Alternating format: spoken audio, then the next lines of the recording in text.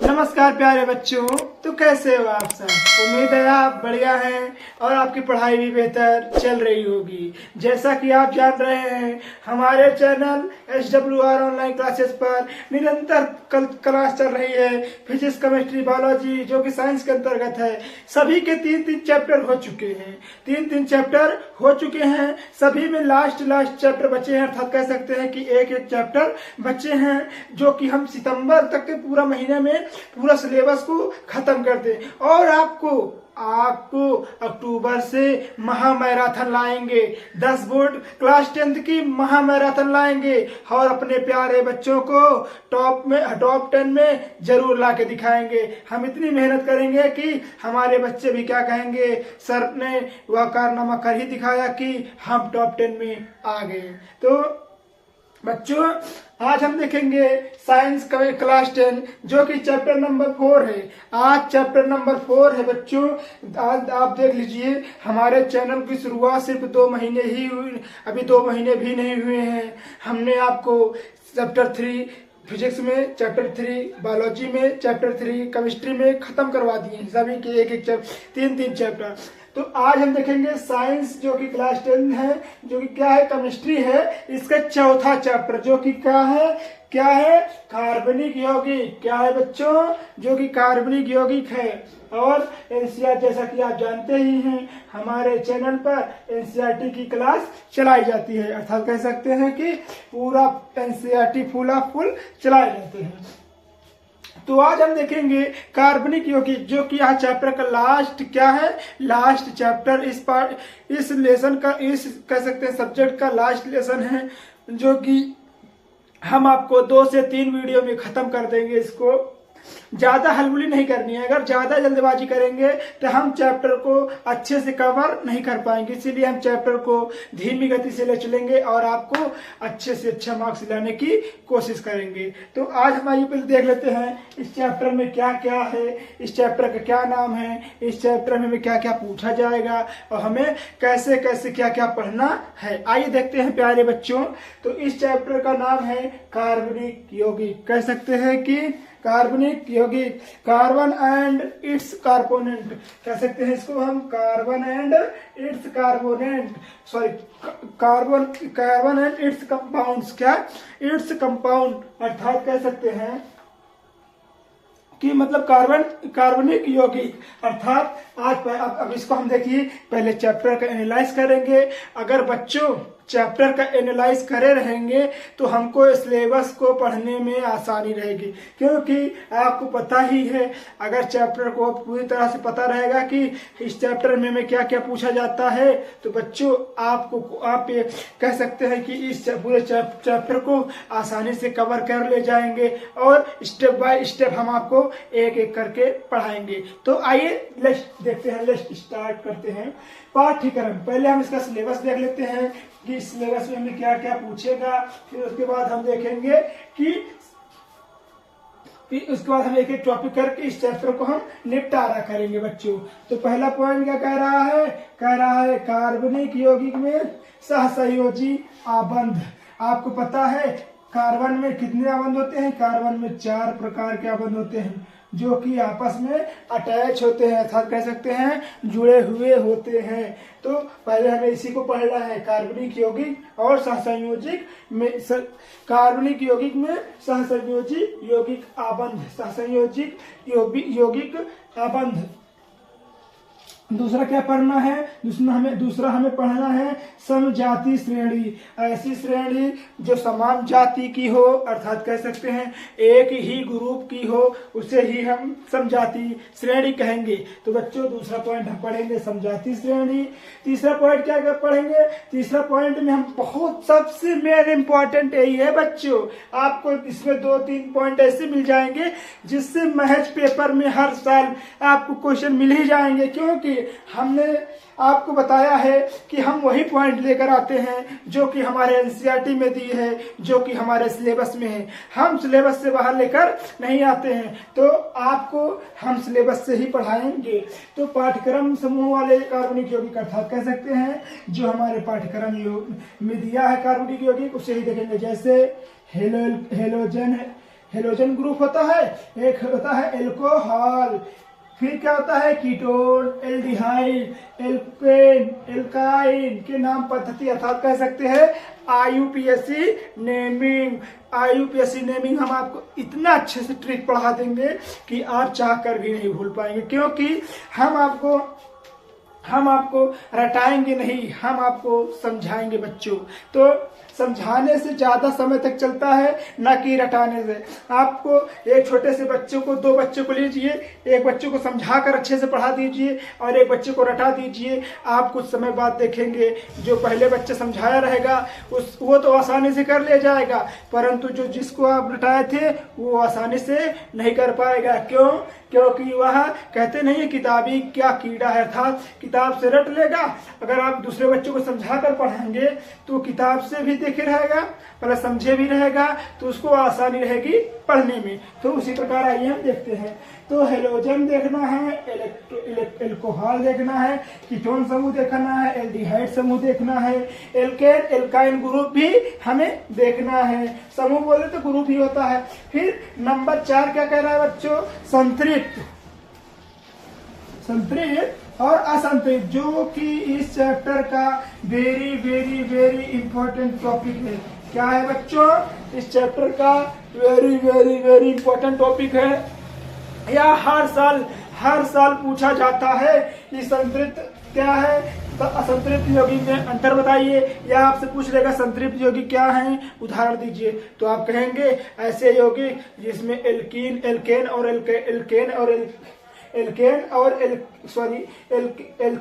एल्केनॉल पाया जाता है उसे ही हम संतृप्त यौगिक कहते हैं, तथा जिस यौगिक में एल्काइन ग्रुप पाया जाता है उसे हम असंतृप्त यौगिक कहते हैं। तो हम यहाँ देखिए, आपको डिफिनेशन भी तो याद तो हो जा रही है ना बच्चों। तो हम आपको मतलब कह सकते हैं कि बिना देखे आपको हम एक से एक इजीली टॉपिक रटवा देंगे, याद करवा देंगे, समझा देंगे। तो आइए देखते हैं नेक्स्ट टॉपिक। नेक्स्ट पॉइंट क्या है? कार्बनिक यौगिक के रासायनिक गुणधर्म। बेटा ये भी वेरी वेरी इंपॉर्टेंट है, क्योंकि ये भी हर साल पूछा ही जाता है। जैसे कि दहन, ऑक्सीकरण, संकलन, प्रतिस्थापन अभिक्रिया भी पूछी जाती है। प्रतिस्थापन अभिक्रिया किसे कहते हैं, वियोजन अभिक्रिया किसे कहते हैं, ये सब पूछा जाता है हमारे सिलेबस के अंतर्गत बच्चों। तो आपको कभी कठिनाई नहीं होगी जब तक आप राजा यादव सर के साथ जुड़े हैं SWR ऑनलाइन क्लासेस पर।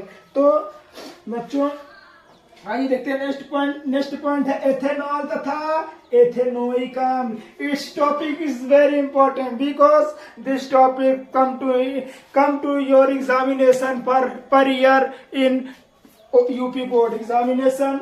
तो ये भी टॉपिक क्या है? बहुत बहुत बहुत इंपॉर्टेंट है।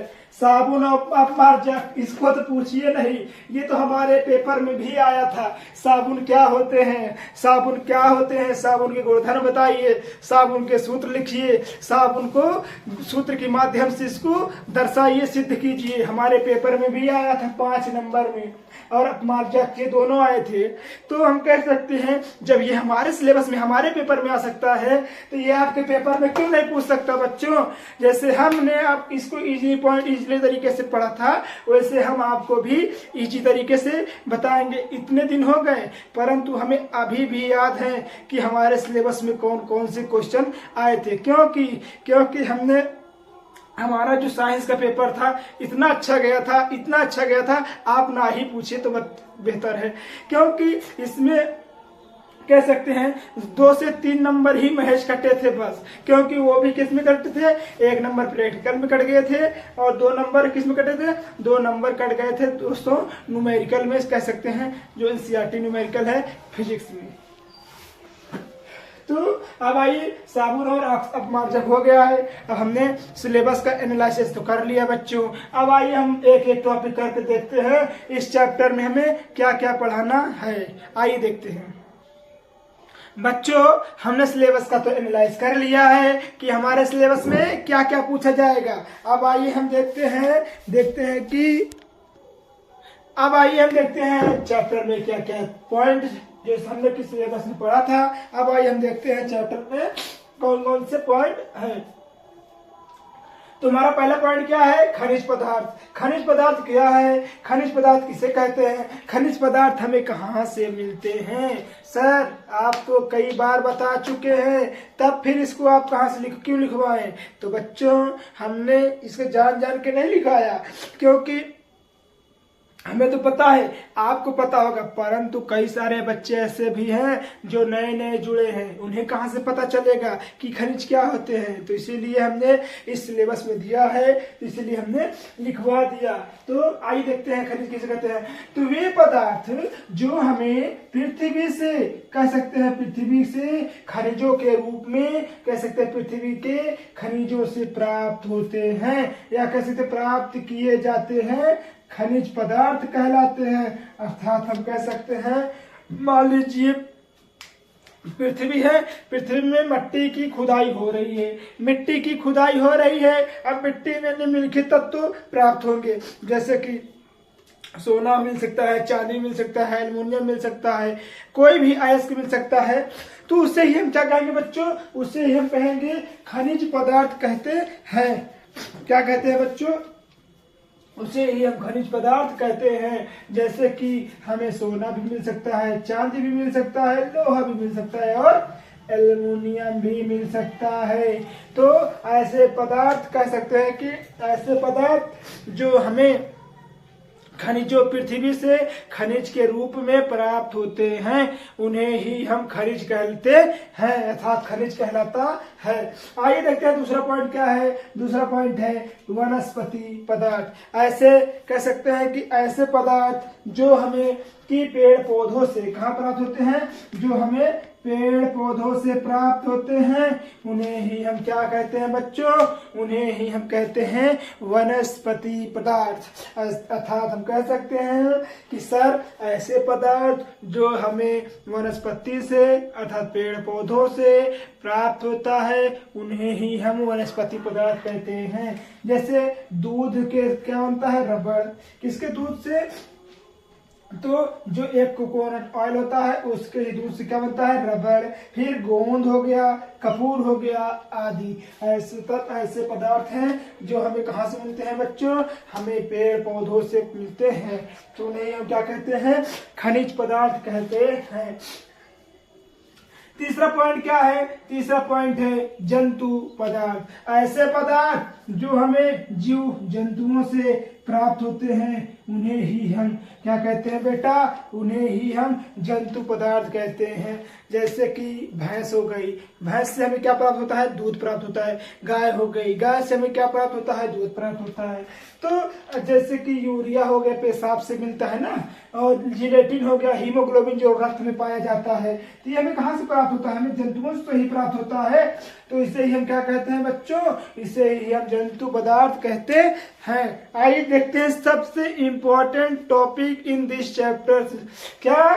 कार्बनिक पदार्थ, जिसे हम क्या बोलते हैं? जिसे हम बोलते हैं ऑर्गेनिक सब्स्टिट्यूशन। तो ऑर्गेनिक सब्सटेंस बोलते हैं इसको, हम पदार्थ को सब्सटेंस बोलते हैं। तो इसको हम इंग्लिश में ऑर्गेनिक सब्सटेंस भी कह सकते हैं। आइए देखते हैं कार्बनिक पदार्थ। तो कह सकते हैं ऐसे पदार्थ जो जीवधारियों से, अर्थात कह सकते हैं ऐसे पदार्थ जो जीवधारियों, कह सकते हैं कि जंतुओं और वनस्पतियों से, जंतुओं और वनस्पतियों से प्राप्त होते हैं, उन्हें ही हम क्या कहते हैं बेटा? उन्हें ही हम कार्बनिक पदार्थ कहते हैं, या कह सकते हैं ऑर्गेनिक सब्सटेंस कहते हैं। तो जैसे कि इसको भी दूसरी परिभाषा भी लिख सकते हैं, जैसे कि किताबी परिभाषा। हमने इसको अपने से लिखा है, ठीक है, इसको हमने किताब से नहीं देखा है। अब हम किताबी भाग बताते हैं कि रसायन विज्ञान की वह शाखा, रसायन विज्ञान की वह शाखा जिसके अंतर्गत क्या? जिसके अंतर्गत इन पदार्थों आप कह रहे होंगे सर इन का मतलब क्या होता है?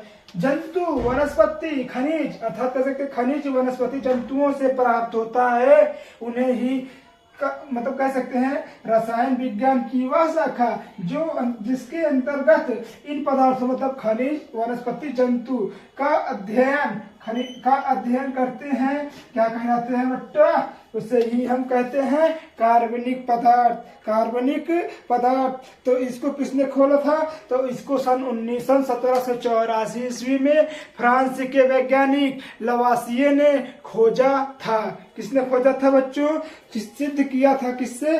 ऑर्गेनिक पदार्थ को सन 1984 ईस्वी में फ्रांस के वैज्ञानिक लवासिये ने खोजा था। आइए देखते हैं बेटा नेक्स्ट पॉइंट क्या है।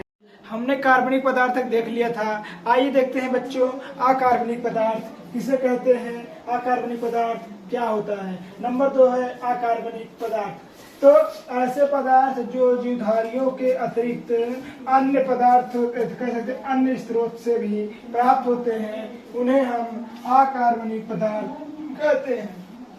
जो कार्बनिक पदार्थ था वो सिर्फ जीवधारियों से ही प्राप्त होता था, परंतु जो अकार्बनिक पदार्थ होते हैं वो जीवधारियों से तो प्राप्त होते ही हैं, जीवधारियों से तो प्राप्त होते ही हैं, परंतु वो अन्य जो स्रोत होते हैं उनसे भी वह प्राप्त हो जाते हैं। ऐसे ही पदार्थ को हम अकार्बनिक पदार्थ कहते हैं। आइए देखते हैं सबसे मेन टॉपिक है कार्बनिक रसायन।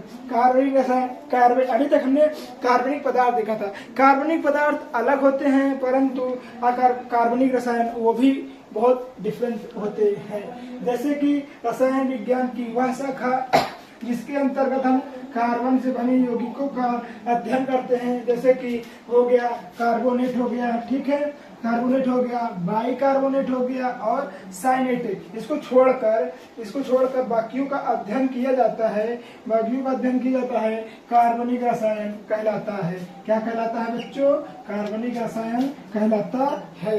क्या? जैसे कि हम कह सकते हैं ऐसे पदार्थ जो कार्बोनेट, जैसे कार्बोनेट, बाइकार्बोनेट और साइनेट, क्योंकि ये तीनों क्या हैं? ये अपवाद में आते हैं। तो इनको तीनों को छोड़कर बाकी सब चीजों का, कार्बनिक बने यौगिकों का जब अध्ययन किया जाता है तो उन्हें ही हम क्या कहते हैं? उन्हें ही हम कार्बनिक यौगिक तथा कार्बनिक रसायन कहते हैं। आइए देखते हैं सहसंयोजिक यौगिक। सहसंयोजिक आबंध किसे कहते हैं? सहसंयोजिक आबंध क्या होता है? सहसंयोजिक आबंध किसे कहते हैं? आइए देखते हैं। तो समान अथवा असमान कह सकते हैं, समान अथवा असमान परमाणुओं के मध्य इलेक्ट्रॉन युग्मों के पारस्परिक में यह कह सकते हैं योगदान कह सकते हैं। मान लीजिए समान है, जैसे कि मान लीजिए ये दोनों अंगुली समान है, ऐसे मान लीजिए ये दोनों अंगुली असमान है, क्योंकि ये छोटी है ये बड़ी है, ये छोटी है ये बड़ी है। तो इसी प्रकार ठीक ये है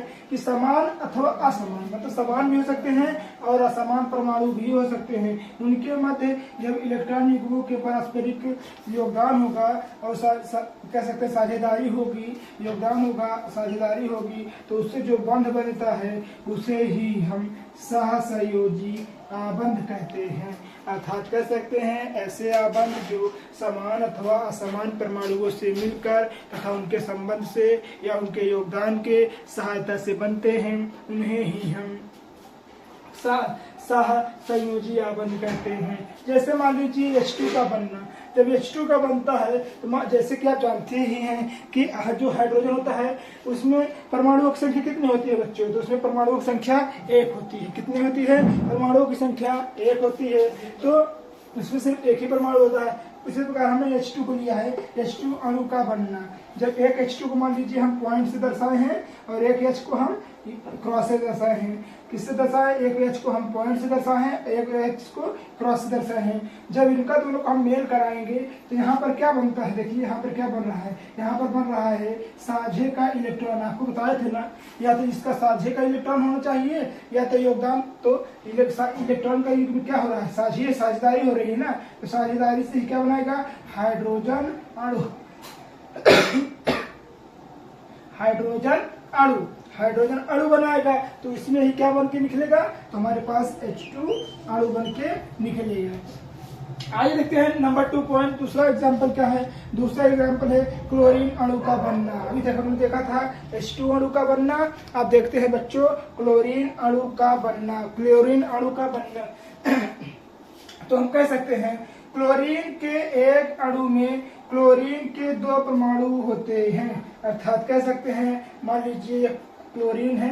क्लोरीन के एक जो अणु है इसमें कितने परमाणु होते हैं? तो इसमें दो परमाणु होते हैं। यहाँ पर देखिए इसमें कितने परमाणु होते हैं? 2 परमाणु होते हैं। तो ठीक इसी प्रकार यहाँ लिखा है ना, क्लोरीन के एक अणु में क्लोरीन के 2 परमाणु होते हैं। इसका परमाणु क्रमांक 17 होता है, जैसा कि आप जानते ही हैं। जैसे हमने याद किया था बचपन में, hydrogen, helium, lithium, bohrium, boron, carbon, nitrogen, oxygen, इसको सब याद किए थे ना। तो इसी प्रकार जब 17 नंबर पे आएंगे तो उसमें क्लोरीन हमको मिलेगी। तो इसीलिए कह रहा है कि जो क्लोरीन का परमाणु क्रमांक होता है कितना होता है बच्चों? 17 होता है। जिसका इलेक्ट्रॉनिक विन्यास Cl, जिसको हम Cl से प्रदर्शित करते ही हैं। हम आपको आइए SPDF की सहायता से निकाल कर दिखाते हैं। आप कह रहे होंगे सर SPDF क्या होता है? तो SPDF एक ऐसी प्रणाली है जिसके माध्यम से हम आवर्त सारणी में उपयुक्त सभी परमाणु क्रमांकों को निकाल सकते हैं। जैसे IMCl को दिखाते हैं, तो जैसे कि आप जानते ही हैं जो S होता है, SPDF होता है, तो S जो होता है उसमें 2 से ज्यादा परमाणु नहीं जाना चाहिए। जो P होता है उसमें 8 से ज्यादा नहीं जाना चाहिए, और जो 10 D होता है उसमें 10 से ज्यादा नहीं जाना चाहिए। तो क्या होता है? 2, 8, 18, 2, 8, 10, 2, 8 होता है। देखिए यहाँ पे देखिए यस का कितना हो गया? 2 हो गया, क्योंकि इसे 2 से ज्यादा नहीं जाना चाहिए। जो P होता है उसमें कितने से आगे नहीं जाना चाहिए? उसमें 8 से आगे नहीं जाना चाहिए, इसलिए इसमें हम 8 लिए। हमारे पास 10 हो गया है तो 7 ही तो बचेगा। जबरदस्ती हम 10 लिख नहीं देंगे, तो जब 7 जो बचेगा वही 7 हम D पे लिख देंगे। तो हमारे पास निकल कर आ गया SPD। S का मान 2, P का मान 8 और D का मान 7। आइए हम इसको अगर आप कहें तो हम क्लोरीन को निकाल कर भी दिखा देते हैं। जैसे कि यहाँ देखिए हम आपको दिखा रहे हैं, यहाँ देखिए आपको दिखाई देते हैं। देखिए यहाँ पर Cl लिखा है, ठीक है। यहाँ एक Cl यहाँ है और एक Cl मान लीजिए यहाँ है, और प्लस लगा दीजिए, एक Cl यहाँ है। तो इसको दोनों का निकालना हुआ, तो एक को हम किससे दर्शाएंगे? एक को हम पॉइंट से दर्शाएंगे, ठीक है बच्चों। एक को हम पॉइंट से दर्शाएंगे और जो दूसरा है दूसरे को हम क्रॉस से दर्शा देते हैं। क्रॉस यानी कह सकते हैं कि अगर क्रॉस से दर्शाएंगे, अलग अलग चिन्ह दिखे रहेंगे तो हमको करने में आसानी रहेगी। अगर हमको एक जैसे चिन्ह रहेंगे तो एक जैसे चिन्ह से हमको करने में आसानी नहीं होगी। तो यहाँ देखिए जब यहाँ हो गया है ना इतना, अब यहाँ देखिए 2 यहाँ मिल रहा है, 2 यहाँ मिल रहा है, 2 यहाँ मिल रहा है, 2 यहाँ मिल रहा है, 2 यहाँ मिल रहा है, अब 2 यहाँ मिल रहा है। अब जो एक यहाँ बचा, एक यहाँ बचा। अब इसको जब एक बचेगा तो इसको हम कह सकते हैं एक इससे ले लेंगे दान, तो एक ऐसे बन जाएगा, ऐसे बन जाएगा। जब कहेंगे भैया आप दे दीजिए, अब इसके पास 7 रुपए है, इसके पास 7 रुपए है, उसको होने में 8 रुपए हो जाएंगे। तो कह रहा मैं समोसा खरीद लूंगा, बोल रहा है आप दे दीजिए मैं समोसा खरीद लूँ। परंतु नहीं, वो बोलेगा भाई आइए हम दोनों ही मतलब कह सकते हैं 1-1 रुपए मिलाकर, तो आप आपस में मिला लेते हैं तो दोनों ही आधा समोसा खा लेंगे। तो जब दोनों खाने का शौक है, दोनों लोग आपस में क्या कर लेंगे? समझौता कर लेंगे। जब समझौता कर लेंगे तो हमारे पास क्या निकल कर आएगा? तो हमारे पास निकल कर आएगा क्या? आइए देखते हैं। तो हमारे पास निकल कर आएगा Cl प्लस Cl। यहाँ देखिए क्रॉस करिए, यहाँ पॉइंट लगाइए, ठीक है।